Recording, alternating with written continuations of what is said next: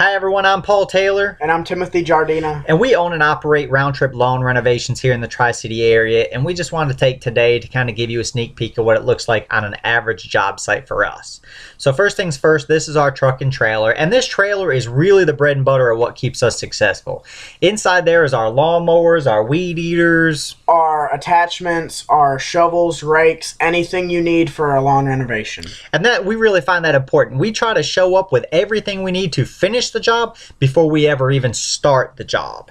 Now, as soon as we pull up on the job site, we have to go ahead and unload everything. This is me on the right unloading a lawnmower, and Josh is on the left joining us today to work.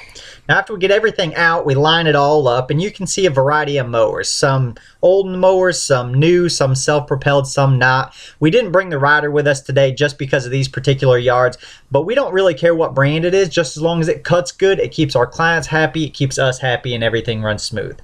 Now, after we get everything lined up, weed eaters and all, we go ahead and take a few moments to fuel everything up. And this saves us from wasting unnecessary time in the middle of a yard by having to refuel. Here I'm weeding against a chain link fence out back of the one property that we mow at. I'm using a specific head that is built to go around chain link fences, trees, anything, and it protects damages from happening to anything.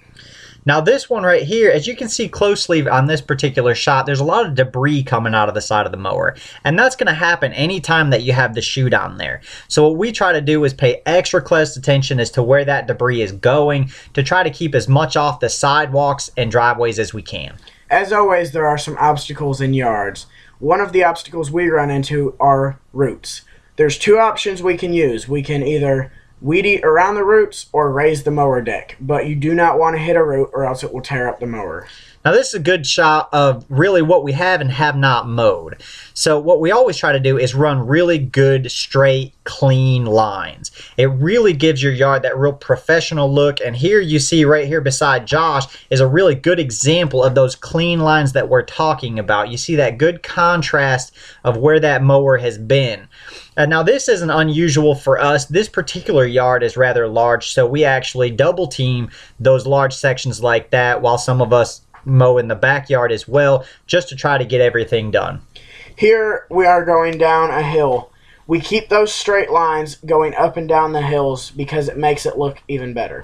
Yeah, and usually we try to steer clear of doing hills like that, but with this particular yard, the hill's not all that bad, so it doesn't really wear us out near as much as a larger hill might, but it really does keep those good, strong, clean lines that we started with, and that's really more important than, you know, wasting a little bit of energy on a hill. Now, anytime you have obstacles such as roots or things like that, always be careful when you're going in between trees. Make sure you're mindful of not only where you're stepping but also the safety of the mower to make sure everything runs good.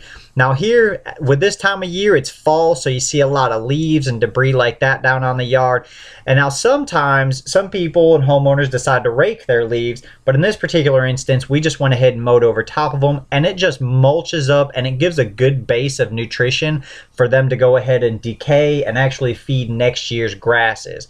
So after everything's said and done, we go ahead and collect all the equipment back together, make sure we have everything out of the yard, and we just go ahead and load it all up. And then after that is payment. Now this check is a little bit large, we understand that, but do keep in mind that this particular day we actually mowed 2 yards side by side, and we actually charge about $40 on average, so don't be too awful concerned with the price of this check.